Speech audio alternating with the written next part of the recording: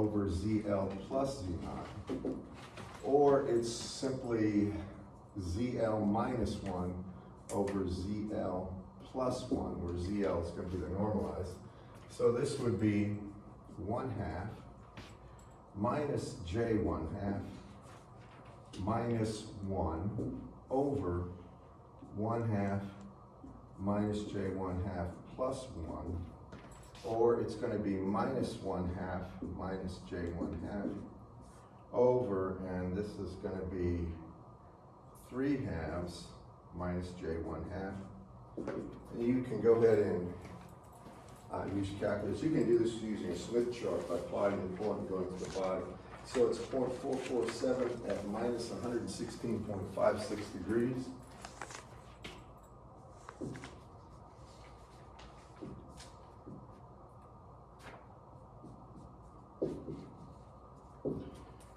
The next part was the VSWR.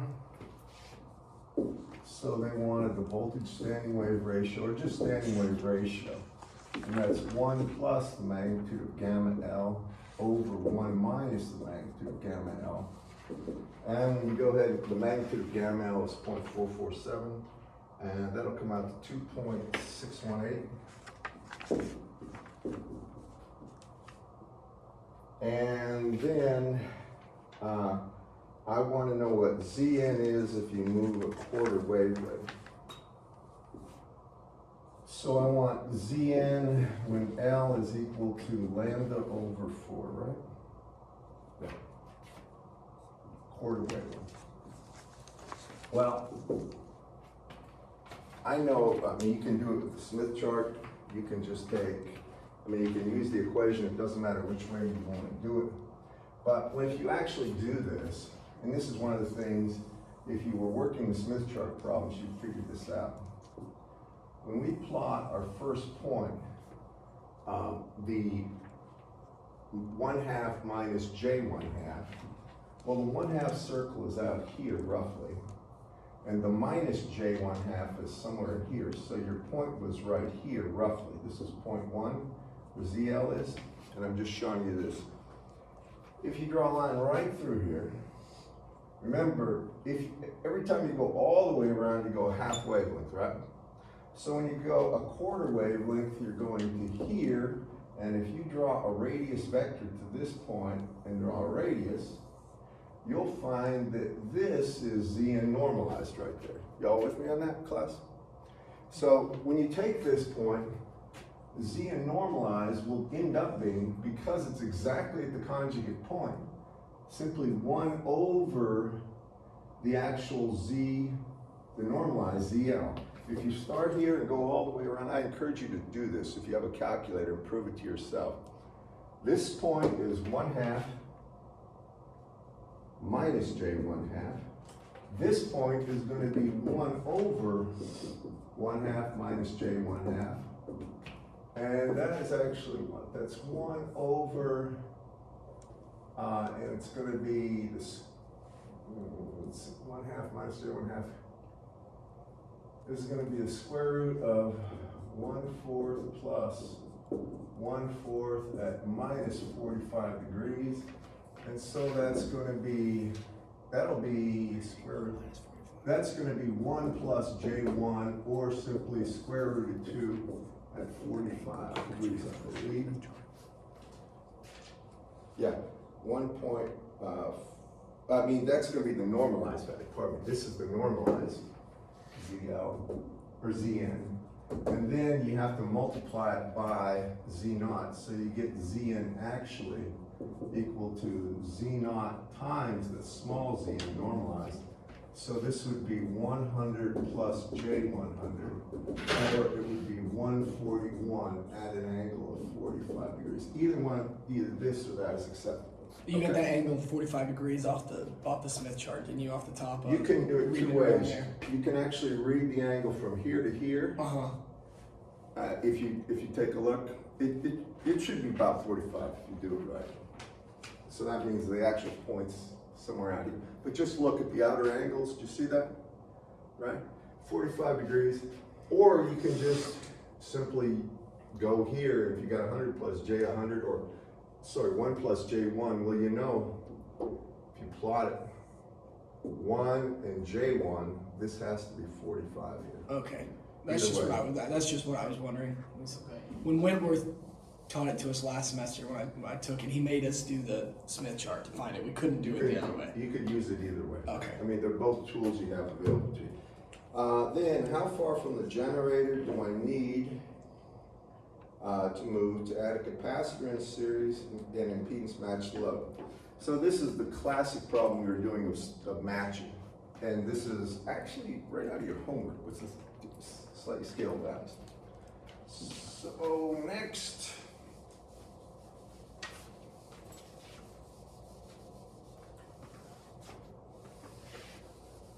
we go right here.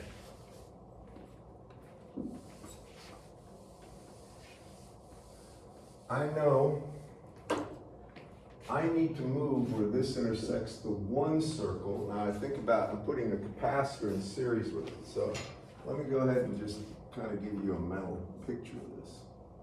I know this capacitor is going to have a minus JX impedance. Y'all with me on that, class? Capacitors have, it's in series, according to what I said. So when I go here, I know because it's going to be a minus JX, I want the impedance of the transmission line to be a plus JX at that point, right? 1 plus JX. And this point will be 1 plus JX. This point, the conjugate point here, will be 1 minus JX. So I'm going to move to this point. Y'all with me? So now I take my straight edge and draw right through there. And then I find out what the length is from here to here. The mile marker here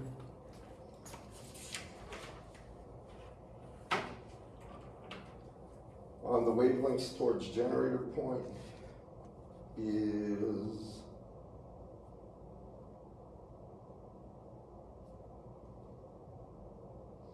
0.412.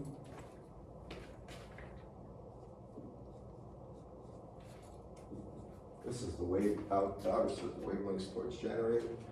And the point where I hit the one circle is 0.162.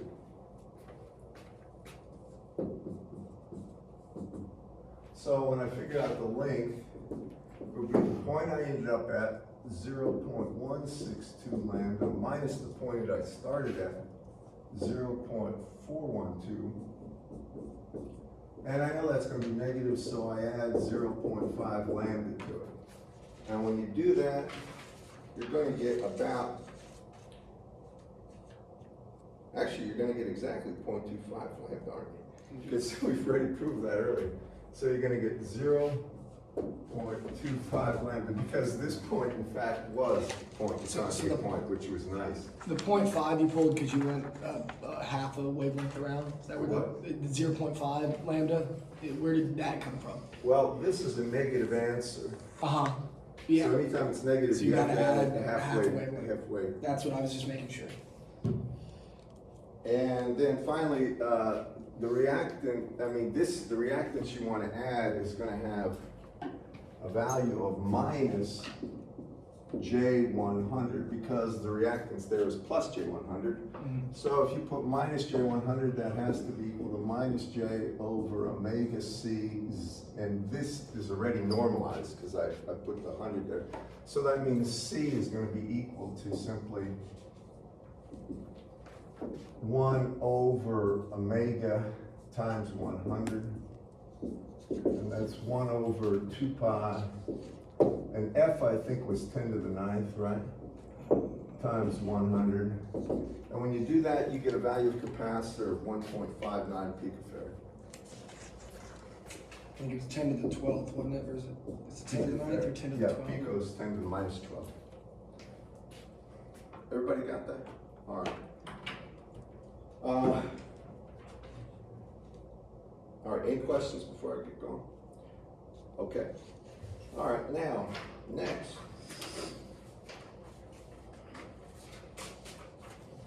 Today we're going to do two things. We're going to start with bounce diagrams. This is the last part in chapter 2.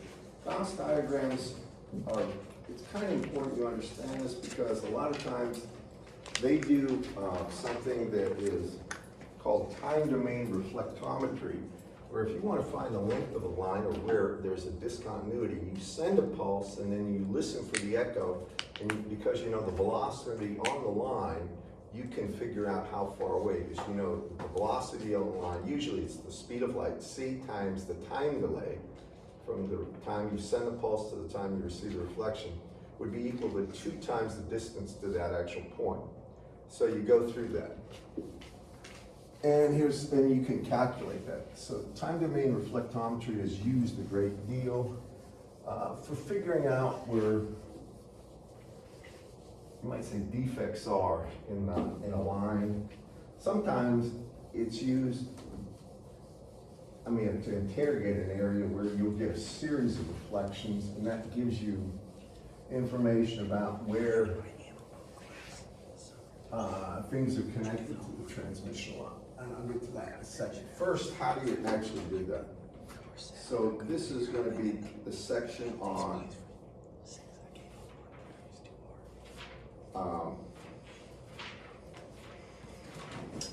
transients, 2.8 in your book.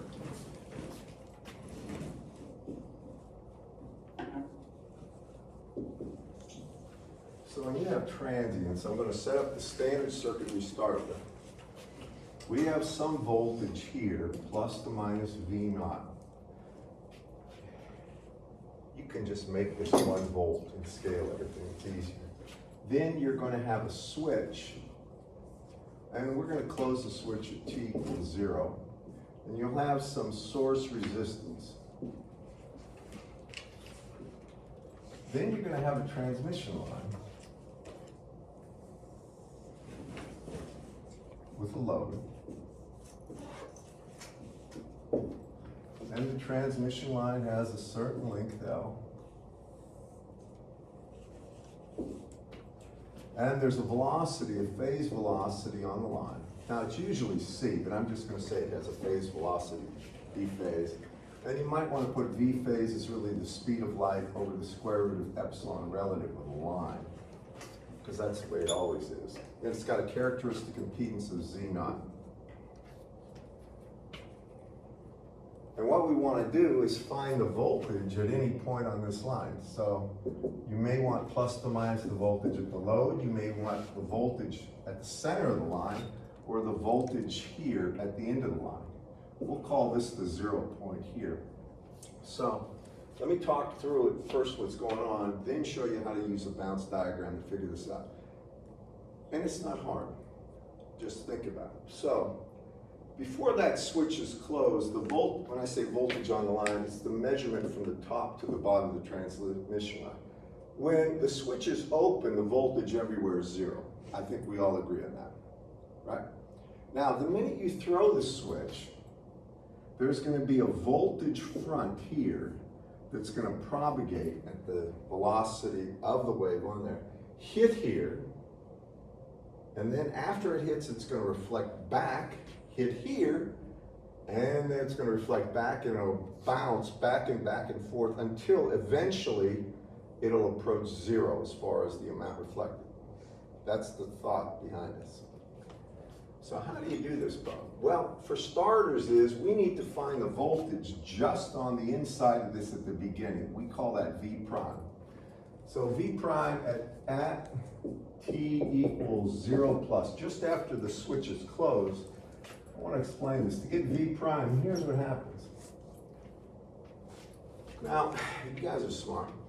When I throw that switch, there's a voltage developed here. Remember, this is electromagnetic energy. At this point, it doesn't know how long the transmission line is. This voltage is just being developed here. Do y'all follow me on that? There's no steady state phenomena developed. So the only impedance that you have that it will feel is this Z naught, the characteristic impedance. So what it looks like at t equals 0 is this. Call it 0 plus, just after the switch is closed. It looks like you have a voltage, V naught, then you have a resistor arm S, and then you have Z naught here, and you're looking for this voltage, V prime. Well, that V prime is simply found by voltage division. You take V naught, then you multiply it by Z naught over Z naught plus RS. And that's it. All right? Now, after you get that voltage, we know it's propagating at the speed of light and it'll hit here. So if I take at any point in time, and something else I didn't do, but I'm going to do it. When we take a look at the time it takes to actually go down the line, I'll call it T sub L, T line. That's really going to be equal to the length of the line divided by the velocity on the line. Okay. Make sense to everybody?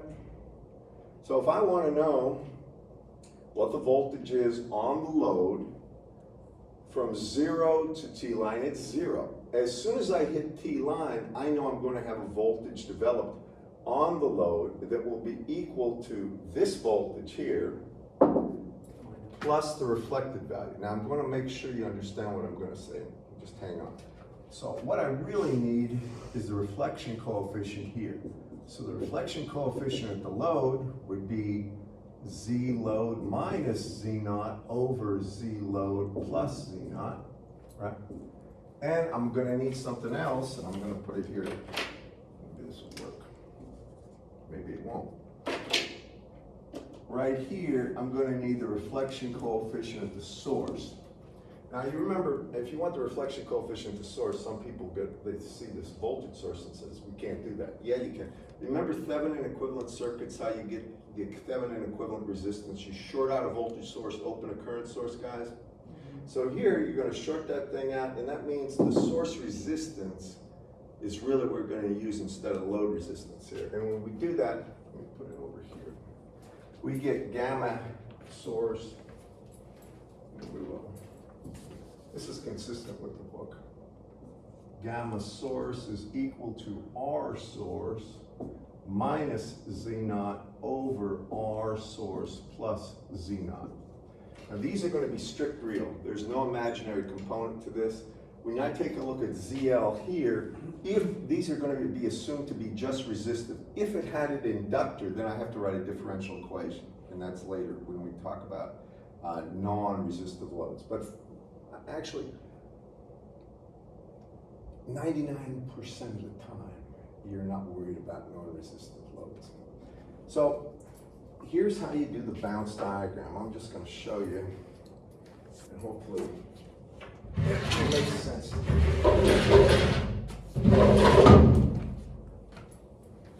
What you end up doing is this, and I'll show you how we get the voltage on the line.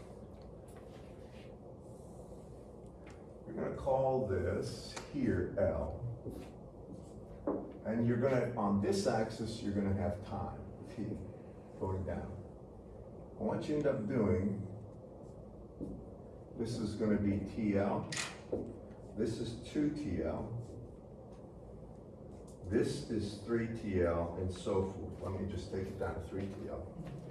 Draw something straight across here so you can see.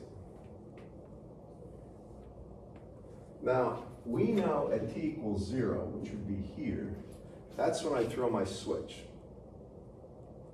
So when I throw the switch, there's a waveform going down. Now, time is increasing, and the wave front is going to be moving, not in this direction, but this is the way it will be on the graph. So that at time TL, it will be all the length down. Y'all follow me, class? Now, what is the value of the voltage at this point? It was V prime. Y'all follow me? That's what we calculated it was. Remember, V prime is V naught times Z naught over Z naught plus RS. Do y'all follow me on this, class?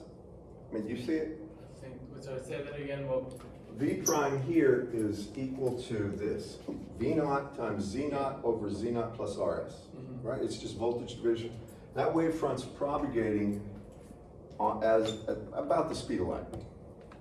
It hits here, now it's going to cause something to propagate back here, right? It's going to be, and this is going to have the value of V naught prime, but it'll be multiplied by the reflection coefficient. Y'all follow me?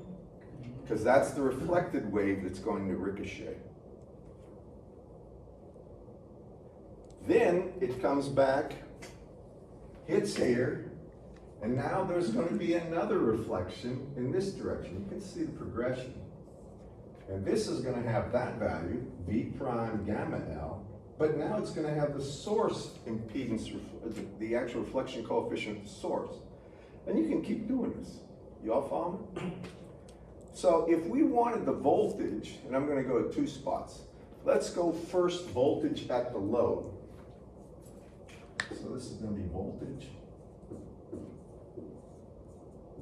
at load versus time. I'm going to put this as TL. Make this point 2TL. Make this point 3TL, and you can see the progression. All right, and this is going to be the voltage at the load as a function of time.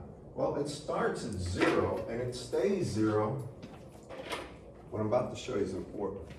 It's going to stay 0 to here, but it doesn't go up to just V naught prime or V prime. It goes up to V prime plus gamma L. And it's going to go up here, and this voltage is going to be V prime or V naught, sorry, V prime times 1 plus gamma L. And here's why. The instant this wave hits, it starts a reflected wave. And at this point, the actual value right there will be 1 plus gamma L times V prime. It'll be the sum of this voltage and this voltage. Do y'all see that? Because both, at that point, they coalesce. Do y'all see? And it's going to stay that way. How long is it going to stay that way? Well, it's 2TL, right? It's going to stay at that voltage, and then at 3TL, then it's going to get another voltage change, right? Do y'all see that, class? And right here, there's, again, every time I hit this point, I have to multiply by gamma L. So then the reflected wave here, coming down this way, would be equal to that value, which is V prime, and then it would be times gamma L, gamma S, and then gamma L, gamma S, and then gamma L again, so it's gamma load squared. Now just take a look at this. Hits here, V prime hits here, then V prime gamma L going that way. Hits this point, V prime gamma L gamma source coming this way. Hits this point, then it's going to be V prime gamma L gamma or gamma L squared gamma S, because it's this times gamma L again. Y'all with me? So that means it's going to change and it's going to go, and I don't know what the value is there, but it's going to go to some value, and it could be up or down, where this new value will be V prime, and then it's going to be times, because it's always it's got this value originally, so it's V prime times 1 plus gamma L. That's been there. It stays there, it doesn't change. I come down here and I'm going to add that plus that, so it's plus gamma L gamma S, and then plus gamma L squared gamma S. Y'all with me on that? And how long is it going to stay at that value? So did you added the gamma L squared gamma S just because it's Well, you these didn't two, extend your graph any further? here's what happens is, it stays, these two stay. Right, I got that. Then, what causes it to change is this Mhm. and this occurring simultaneously that you have to add. So if Okay. you factor out the V prime, you get Gotcha. 1 plus gamma L is what was there, then you add the gamma L gamma S plus gamma L squared gamma S. Do y'all follow me? Now, you don't know if that's going up or down until you calculate the values of the reflection coefficients, because they could be positive or negative. Y'all follow me? We'll do an example of this, but this is if you're at the low. Now the next one I'm going to do is going to be at the middle of the transmission line. Same exact problem, I'm going to do that there. And if I take a look, now I want the voltage on the transmission line at a distance of L over 2 from the end. So what I want is the voltage right here, between the top and bottom. I want the voltage right here. And this is at L over 2. All right, and I can get it anywhere. I'm choosing the middle because it'll be most obvious to you. Are you with me? So I come down here and I plot this. Just like I did before, this is L. This is T equals 0. Actually, I can just use that one. It'll be easier for me to use that one. I'm gonna erase this. Or better yet, I'll plot what I'm about to show you right below it. It'll be easier. So you can contrast it.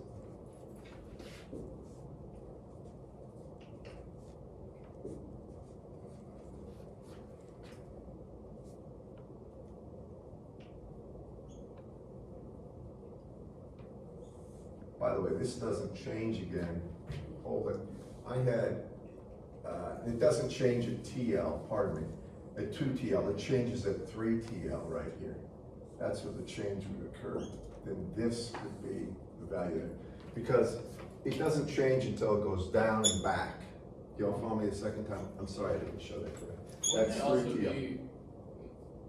Because the gamma L squared plus gamma S, that wouldn't occur because isn't that one going? Yeah, but the they other occur direction? simultaneously. See, they both occur at the same time right here, 3TL. There's one negative, yeah. one positive at the same exact time. That's what I was asking. That's what I was confused about Okay, too. okay. I mean, what I'm about to show you will kind of make this clear. Yeah, okay. Now, if I want to know what, this is the voltage on the load right here. So this is an L. Now, if I want to plot down here, voltage at L over 2 versus time, here's what you really do. You go ahead and simply, here's the center of the line. This is L over 2. Draw a line straight down there. A dotted line's fine. And here's what you do. We're going to go versus time. As I'm going versus time, the voltage here is 0, 0, 0, 0 until I hit this point, and that would be at TL over 2. Do you see that? Right? It's halfway down the line, the voltage is 0 until the wave gets there, and that's going to be the time it takes to get down the line divided by 2. So down here, if you plot TL over 2, that's where it's going to get a change, but it's not going to be gamma L or 1 plus gamma L, it's just going to be V prime. It's going to go to simply V prime right here. It's going to start at 0, and then it's going to jump to V prime. You see that, everyone? Oh, there's no reflected pulse yet, so it's going to hit here, you get a V prime. Then it keeps going, it hits, and it reflects, and then, now what's the time difference between here and here? L. It began to be T sub L, right? It would Yeah. be T sub L, because it's going to take a full TL to get there. So that means at 3/2 TL, now it's going to change and it's going to go to whatever, maybe it's going to go up. And then this point is going to be V prime times 1 plus gamma L, right here, right? Then it's going to stay there for another time constant until you hit 5/2, right? TL. And then it's going to go up, and now I have to add gamma L, gamma S to it. And I don't know what it's going to do. It could go up, it's going to probably go down. And then it's going to be V prime times 1 plus gamma L plus gamma L, gamma S. And the progression goes on and on. Do y'all follow me on what's going on? That's going to be the way it is all the time. I got to show you a few. I want you to get that. Now I'm going to show you what it goes to in steady state.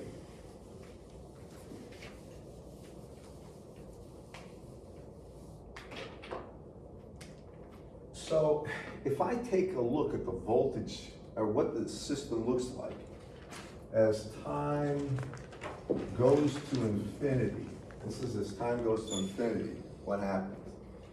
Well, then all the bounces are done, right? Every bounce, it's gonna reduce the magnitude of the actual reflected voltage.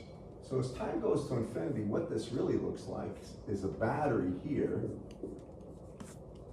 with a switch, with RS.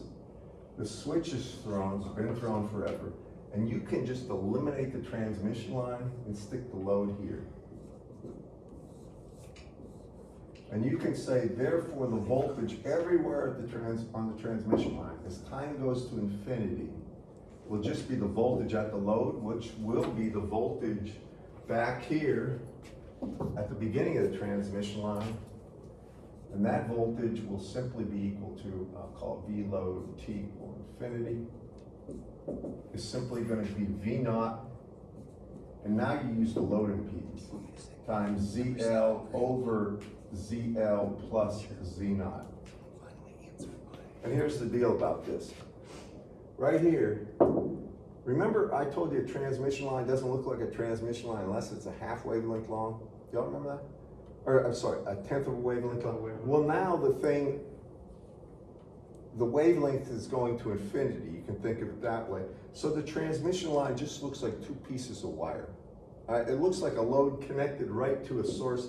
And you know how to get the voltage here by voltage division, right, guys? All right, and that's it. And that's what it'll always go to as T goes to infinity. So if your bounce diagram is causing the voltage to go up, or down, you've done something wrong. You probably got a sign wrong for the reflection coefficients. All right. Now, I'm going to do an example problem with this. We could do a lot of different problems. And in Wentworth's book, I got to tell you one other thing. If you wanted instead of a simple switch, if you wanted something like a pulse, before I continue, if you wanted something like this, where you wanted to know how this transmission line bounce diagram would look if you had a voltage source, actually, let me put it here.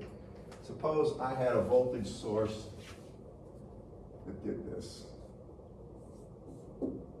where this is going to be my V source, and V source versus time did this. Went to some V naught and then shut off at T prime, went back to zero. What you would do is sum two pulses. You see if you go up and then down. I could say it looks like what would happen if I have a pulse that just has a value of V naught at T equals zero, right? Leave that go forever and then subtract from that a pulse that starts with a time delay and is negative. Y'all follow me? And you could get it. And that's shown in Dr. Wentworth's book. Why don't you take a look at that problem? This is on page 91 is where it starts. But this is just a little more refinement, how you would deal with something that had a finite duration pulse. And usually I think when they do time domain reflectometry, they have a very short pulse that they send down the line, and then they look at the reflections. So we're going to do a problem now.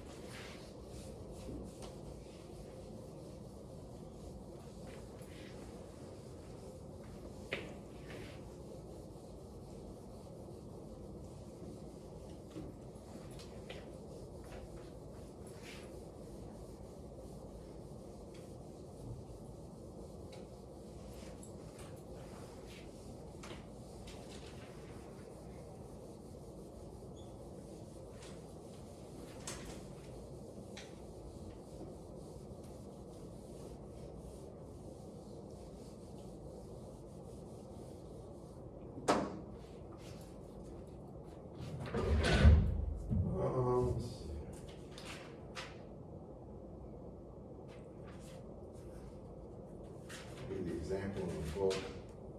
here he's got, this is on page 89, unless somebody has a better one.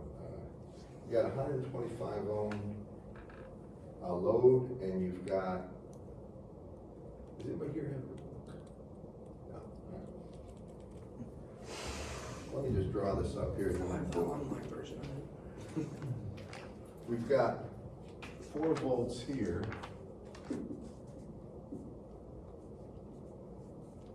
Then you got you got 25 ohms, I think is what it is. 25 ohms. Then you got to switch T equal to 0.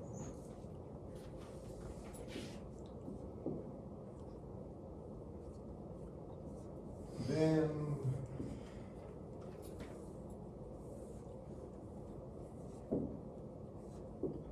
you got a load of 125 ohms.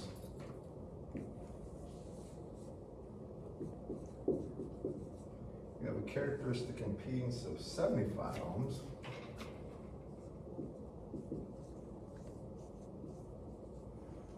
And you've got a velocity on the line of 0.1 c.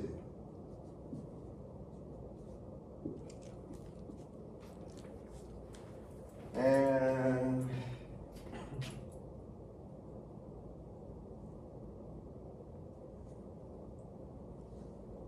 they want the voltage at the middle of this line, and the line's 6 centimeters long. So this total line length is 6 centimeters.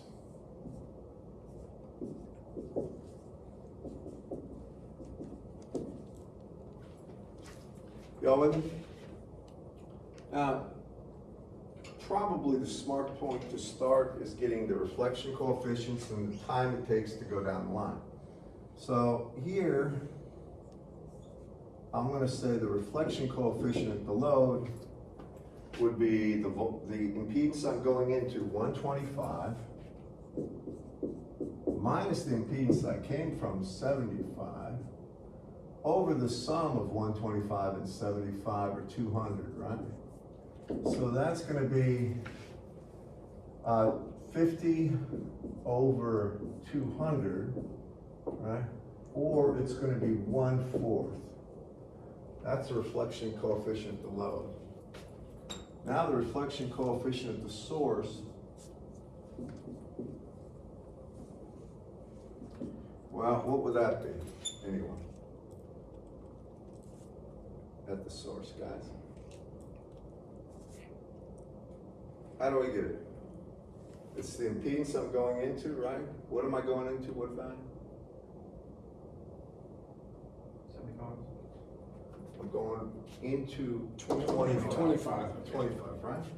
So it's 25. What impedance did I come from? 75. Right. And what's the sum of the two? 100. Right. So that means this is minus 50, right? Minus 1. Over 100, or minus 1/2. Y'all with me? All right, now, got those two things out of the way. Next thing I need, probably, is gonna be the time it takes to get down the line one time, and what would that be? Well, it would be the length, right, divided by the velocity on the line, which was c over 10, correct, class? It's 0.1 c, right? So that means this is gonna be equal to L, 2 times 10, or 6 times 10 to the minus 2, right? And it's really gonna be times 10, because I'll take the 1/10 upstairs, divided by c, and c is 3 times 10 to the 8th, right? I'm just putting velocity of light is 3 times 10 to the 8th. When I do that, what do you see happening here? Well, this is really going to be 10 to the minus 1. This is divided by 10 to the 8th, would bring 10 to the minus 8th, so it's going to be 10 to the minus 9th, right? And 6 over 3 is 2. So it's really 2 nanoseconds it takes to go down the line. And So we're just page expected- 90, It'll has the value, of 2 nanoseconds, pardon me? We're just expected to know that the 3 times 10 to the 8th, we should use that just generically, Speed of light. unless you tell us not to, we should use speed of light. I mean, what I did was he gave the velocity in line as 0.1 c. Right, I saw that I tonight. just took c over 10, and I mean, c is one of those constants. It's like the acceleration of gravity, going at 9.8 meters per second squared. These are things engineers kind of have to know. That's what I was asking, is we just need to know that that's what it would be if it was 0.1 C. All right, everybody with me on this? Yeah. Now, after that, now I need to find v prime, right? Right on this side. You agree with me, everyone? How do I find that v prime so at t equals 0 plus, I need to find v prime, and how do I do it? Guys? Anyone? We know times C naught over C It's- naught plus R. It's v naught times simply z naught, right, over z naught plus rs, right? I'll put in the actual, y'all with me on that? It's simply looking at the transmission line impedance as z naught, because it doesn't know how long it is, it doesn't know the loads there. And that would be equal to, in my case, 4, right? Times z naught is 75, right? And z naught plus rs is gonna be 100, isn't it? Yes, sir. So that means I have 4 times 3/4, how nice, or 3 volts. Wentworth's done us a favor with that. Y'all with me? He's really good about keeping it with whole numbers. I had him last semester. He's really good about making sure it stays with nice, even numbers when it comes out. Now we plot the bounce diagram. So I'm gonna draw it down this way. And that's time, and then this way is length.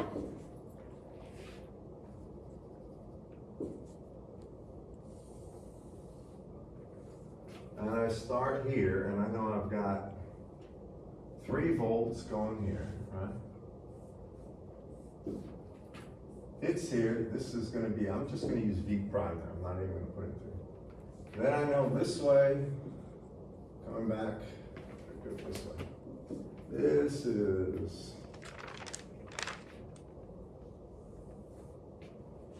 I go down 3. This is gonna be TL, 2TL, 3TL. We could go down to 4TL if we want. And now I put the bounce diagram, I'm just drawing it this way. So you get the idea. This reflected pulse will have a value of V prime times gamma L. This reflected pulse will have V prime times gamma L, gamma source, and this one will have V prime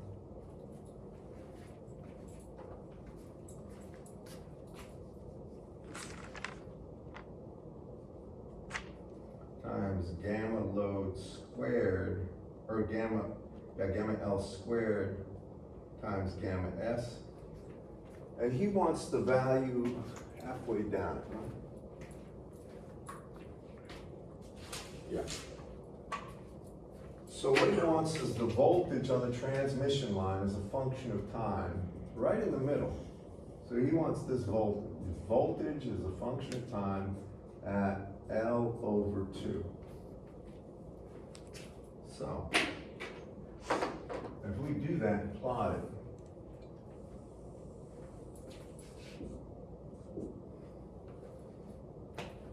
let me do it this way. Make this 1 nanosecond, 2 nanoseconds, 3 nanoseconds, 4 nanoseconds, 5 nanoseconds, 6 nanoseconds. We can keep going.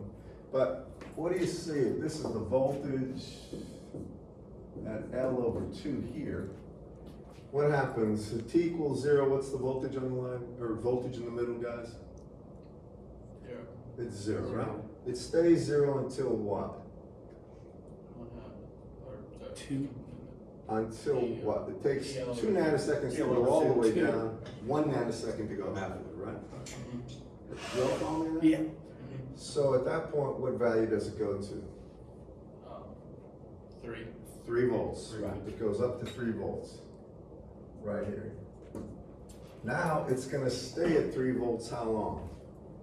Well, this is TL over 2, right? And this would be 3 halves TL. So you can see that it's gonna stay there until you get to 3 halves TL, which is right, what? Right here, right? It's,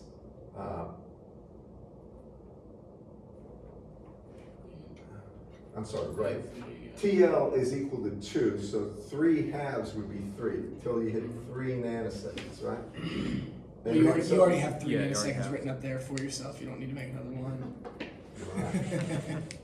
So it's gonna be there until I get 3 nanoseconds, and then what happens? I have to add to it this, and gamma L was equal to 1/4, right? So I have to add 1/4 3 volts. times V prime, right? So that's gonna be 1/4 and 1 is gonna be 5/4 times 4, 5 volts. Do you agree with that? Right, if you take a look at this, it's gonna be, I'm sorry, let me do it this way. It's 3 volts here, and then what's gonna happen is now it's gonna go to a value of here of 3 volts times 1 plus gamma L, or 1 plus 1/4. So that's gonna be 3, right? And then this is 5/4, right? So it's 15/4, 7.5 over 2. I'm not sure exactly what that is, but it's gonna go up. What is the value of that one? 3.75, right? It's gonna go to 3.75 volts here. And it's gonna stay there for how long? Till 5, till what, 5 nanoseconds, right? It's gotta, it'd be, you all follow me on this? Yeah. All right, 5 nanoseconds, and then what happens? This value right here was V prime times 1 plus gamma L. Now at this point, the value is gonna change to V prime times 1 plus gamma L, right? And then it's gonna have gamma L, gamma S, right? Correct? Because now you've got this wave coming back, so you've got to add this. And that's gonna be, V prime is 3, and this is 1 plus 1/4 minus 1/2, correct? Yes, sir. Take a look at that, that's minus 1/4, that's gonna be, Actually, no, wouldn't it No, be? it'd be 1/4 I'm times sorry. you're negative right. 1/2. Yeah, absolutely right about that. This is gonna be times 1/4. Yeah. So that's gonna be minus 1/8, and it's gonna go down a little. I don't actually know what the thing's gonna go down to. Down a little bit, and actually, that's 3.375. It's gonna be 3 times 2/4, I believe. Yeah, and when you do the whole thing, it's 3.375 volts, and he has this balance, but y'all follow the progression? And if we carry this out ad infinitum, these changes become less and less, and eventually it's gonna reach a value of what? 0. Well, what happens? Not 0. Then what happens? It looks like the load is just stuck right there, right? You eliminate the transmission line. Do y'all remember this? So what value is it gonna be? It will be V, this will be V as time goes to infinity on the transmission line everywhere. It's simply gonna be equal to 4, right? Source voltage times 125, right? Now it's voltage division over 150. So it's gonna be voltage division between the 25 and the 125. And what is that gonna be? Well,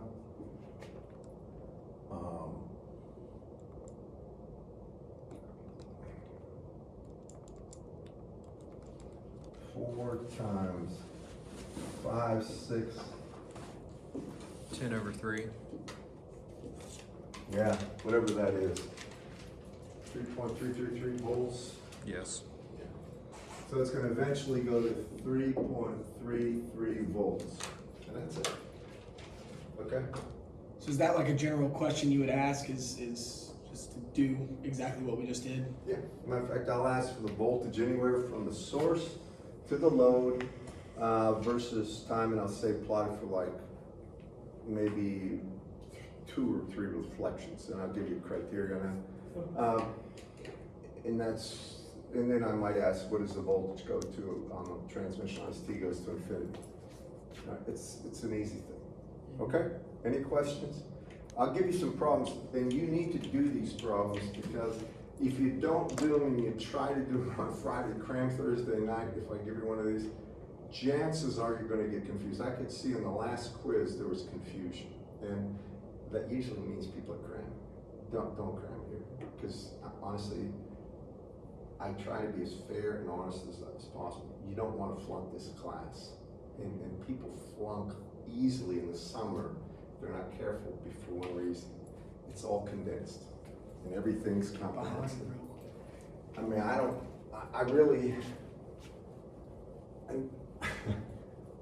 I'm telling you, I'm trying to warn you guys, that this is not something to take like, this is not history 101 or something.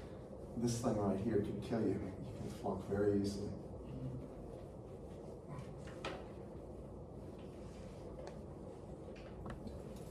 I'm trying to encourage you to study. If you have questions, ask. Passively, aggressively telling us to do our homework. If you don't, you're gonna really hurt yourself. I'm just messing with you. I really hate to see a lot of kids flunk, and I've had that happen many times. We have like 30% or more, just the bottom drops off. I barely did it. I had Wentworth last semester. I got a 58, and he wouldn't bump me to a 60. And so I'm back in it now. And it was the exact thing you were saying. I didn't do all the homeworks. If I would have done all the homeworks, because he grades them, actually takes them up, and like they're easy grades. He'll give you a 4 out of 5 just for turning it in, and that's what screwed me. Those extra 2 points. Well, if you, I mean, by this time, I'm assuming you people you're supposed to be mature adults, and that means that you don't need your parents to keep an eye on your homework. And if you don't do it, what grades are to a prospective employer, they tell you how, it's not just how intelligent you are, but how serious you are. And employers want serious people, so they'll hire people that are 3.5 and above without question, usually, in engineering. But when you get under 3.0, they start wondering, maybe you're more interested in partying or you don't have what it takes, one of the two. And they will not. Companies like Google and Apple, they only hire the cream. It's like 3.8 and above that'll get an interview. And a lot of companies these days, because there's so many general engineers, they're only hiring the cream. I'm trying to give you a piece of advice here. Be serious about school. The grades you get have a big bearing on where you end up in life. Okay, next is going to be chapter 3. I'm not going to do dispersion right now. If we have time, we will. This is going to be electrostatics. Now, everybody here has had physics, so it's really not your first crack at electrostatics, and you've had the coordinate systems, Cartesian, cylindrical, and spherical. So I'm going to take you through this, but I'm going to start with Coulomb's law on page 122. And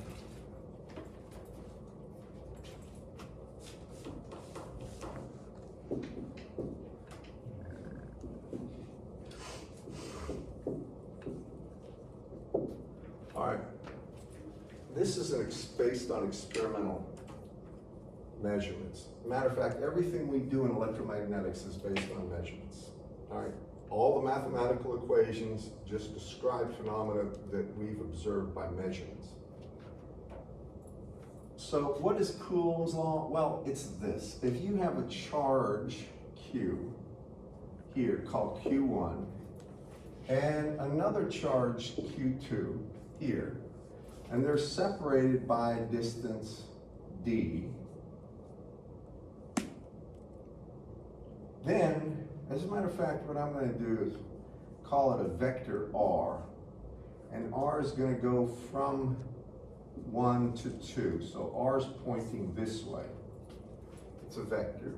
Then I can say that the force on Q2 will be equal to Q1 times Q2 over 4 pi epsilon naught times the magnitude of R12 squared times the unit vector in the direction of a vector from 1 to 2. Let me try to make this clear. When I talk about R12, it's a vector pointing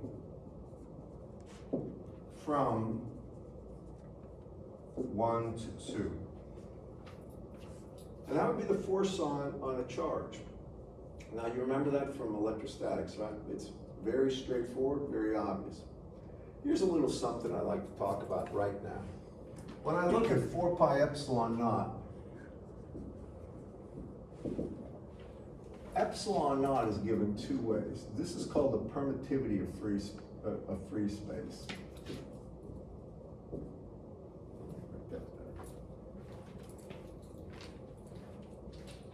It's just a constant, but it's epsilon naught, put it over here, is permittivity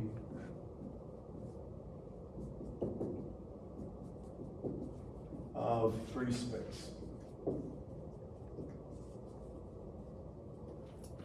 And epsilon naught is usually rendered as two ways, either 8.854 times 10 to the minus 12, the units are farads per meter, or epsilon naught is equal to 1 over 36 pi times 10 to the minus 9 farads per meter.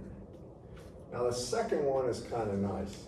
Just write these down, and here's why. When I take 4 pi times epsilon naught times, or 4 pi times epsilon naught, I get 4 pi times 1 over 36 pi times 10 to the minus 9th, or really, I get 1 over 9 times 10 to the minus 9. Y'all follow me on that? Now, why is that nice? Well, look, 1 over that, 1 over 1/9 times 10 to the minus 9th is 9 times 10 to the 9th. So I can write this equation as 9 times 10 to the 9th, right there, times Q1, Q2, over simply magnitude of R12 squared times AR12. And that's easier to deal with because you got one constant. You don't have 4 pi times epsilon naught. Y'all with me?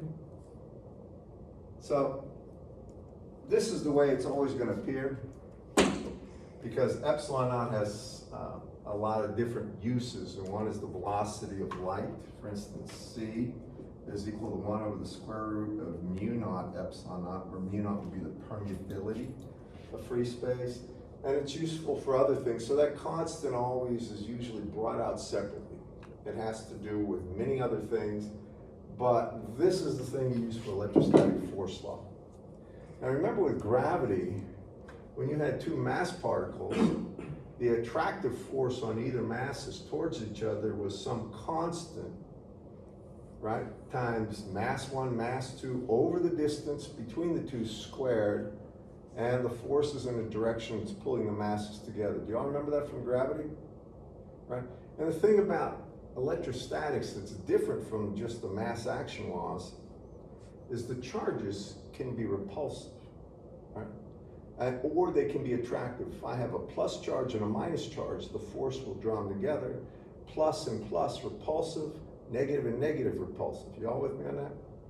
So you got to keep that in mind. Now this charge values will show you, in fact, it works. And I got to talk about the unit vector, AR12. Normally when we talk about a vector, if you have 2 points, just write this down. if I have a point, 1 and 2, and I want a vector pointing from point 1 to point 2, what you're gonna do is take the coordinates of point 2, so it'd be minus the coordinates of point 1, so it'd be x2 minus x1 ax, I'm just doing this all, minus y2 minus y1 ay, plus z2 minus z1 az. That would be how you would get in Cartesian coordinates. It's just really it's the difference in both x, y, and z in the relative unit vector.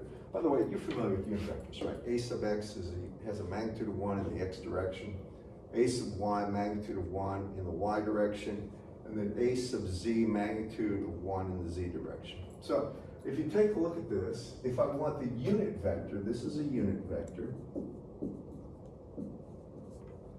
a sub r 1, 2, or a unit vector in that direction, you simply take r vector 1, 2 over magnitude of r vector 1, 2. So how do you get the magnitude? Square root of the sum of the squares of the coefficients of ax, ay, and az, right? So this is really going to be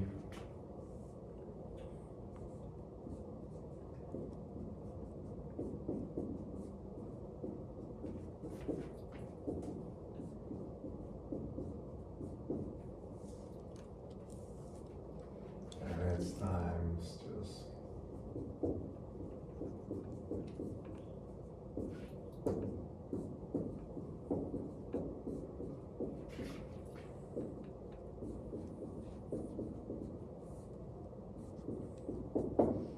and that would be a unit vector, and I'm just showing you the most general terms in the Cartesian coordinates.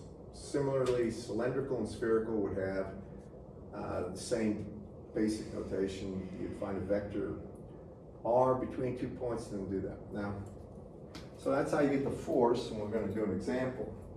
Something about electrostatics and magnetostatics is that if you have more than one charge, or a continuum of charge, if you want the forces not just from one particle on the other, but if I had something like this, if I had 3 Q1, Q2, and Q3, and I wanted the force here, force on 3 from the 2, then what you would do is find the force right here. This is R 2, 3, and this would be R 1, 2, and you would find the force from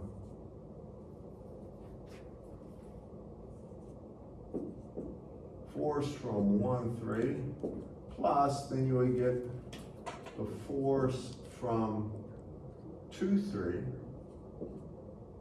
and add them together vectorially. And if you had 3, then you would take the outer 3 charges and so forth. You all with me on this? This is just standard. Well, the standard notation, and in his book on page 122 and 123, please read 122 through 125. You're going to find out it's fairly straightforward. He jumps into spherical coordinates after that, but I'm going to do something a little different before I get to the coordinates. Now, all this is well and good, but there's something that really becomes of interest. We're going to find out that if there's a quantity called the electric field that we can get, and electric field times the charge at a point is the force on that point, or force on that charge. So I'm going to explain how the electric field and the force law actually, the development parallels each other, and it's perfect to put right here. So that's a force, and by the way, the units of force are newtons.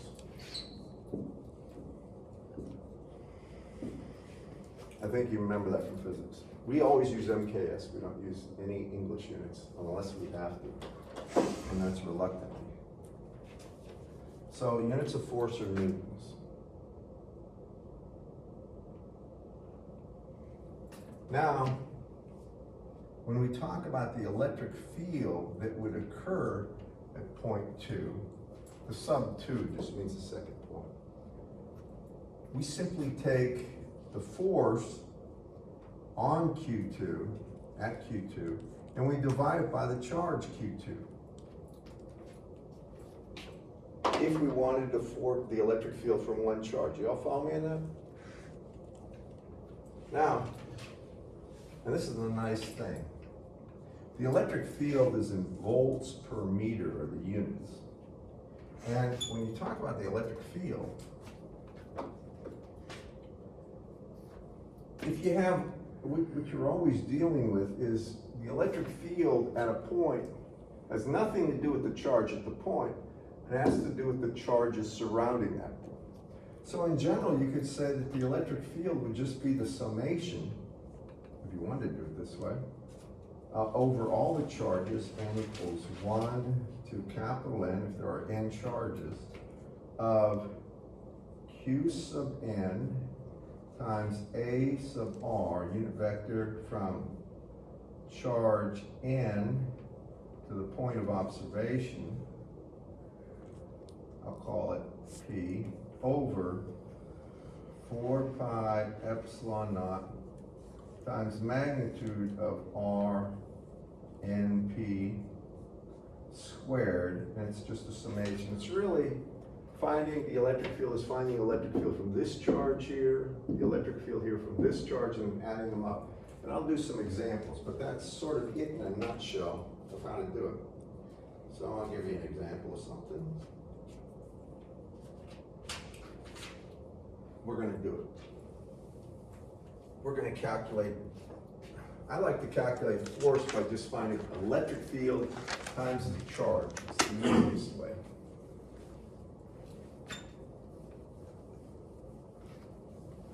So here's an example.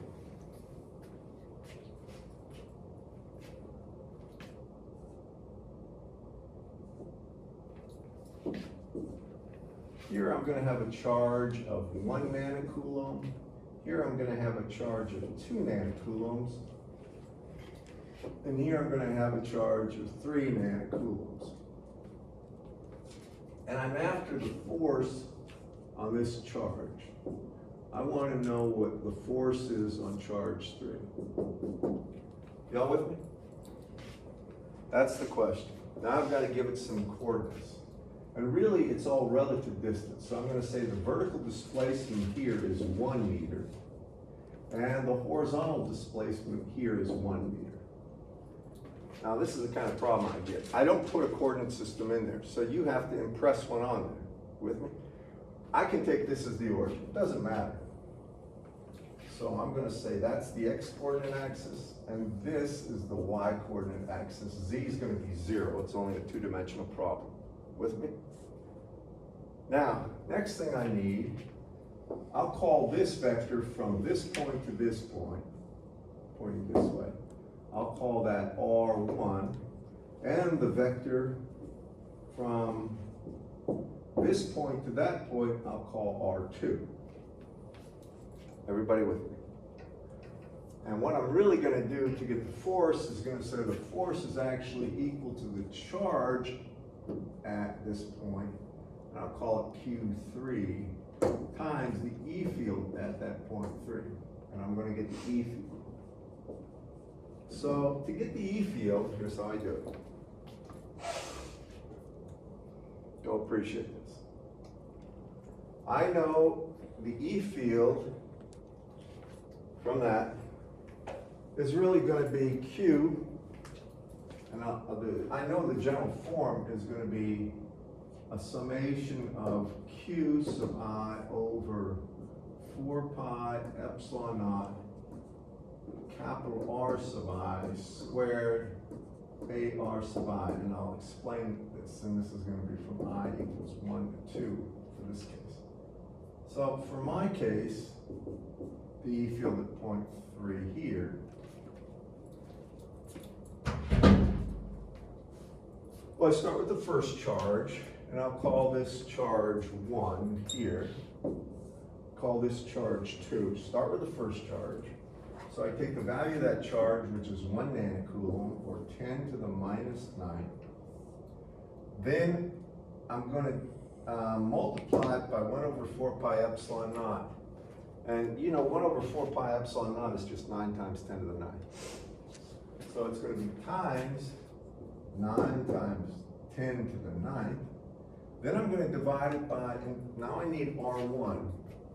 So R1 vector would have a magnitude of 1, but would be in the AX direction. So it's simply AX. Do y'all follow me on that? Y'all with me on this, guys? Now what about this vector, R2? Well, you start with the X displacement. This is 1, right? This is 0, so 1 minus 0 is 1, so it's AX, right? Plus, and what's the vertical displacement? Start here, it would be 1 high, right? 1 minus 0, or it'd be 1 plus, simply AY. That would be R2. And I need some unit vectors. You'll notice here, the unit vector here for AR1 is just going to be AX. It's already got a magnitude of 1. And the unit vector here, AR, well, it's going to be AX plus AY, and it's got a square one, add them together, get square root of 2, right? So that's AR2. You agree with me, everyone? Okay. That's just the unit vector in the direction from here to there. So back to this problem. I start with charge 1 nanocoulomb, times 1 over 4 pi epsilon naught, 9 times 10 to the 9. Then I divide it by the magnitude here squared, which is 1, times a unit vector in that direction, which is AX. So the force here is really, the electric field here is 9 volts per meter AX from that charge. Are you with me? Because the 10 to the minus 9 is canceled. Then it's going to be plus the electric field from the second one. Well, the second charge is 2 nanocoulombs. So it's 2 times 10 to the minus 9, right? Then times 1 over 4 pi epsilon naught, or times 9 times 10 to the 9, right?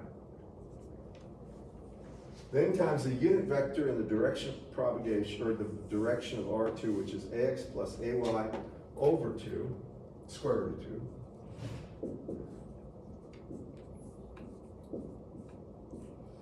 And I have to divide it by the magnitude of R2 squared. Well, the magnitude of R2 is going to be square root of 2. If I square it, I get 2, don't I? Y'all with me? Now if you do the math on this, the first one is just 9 times 10 to the 9th.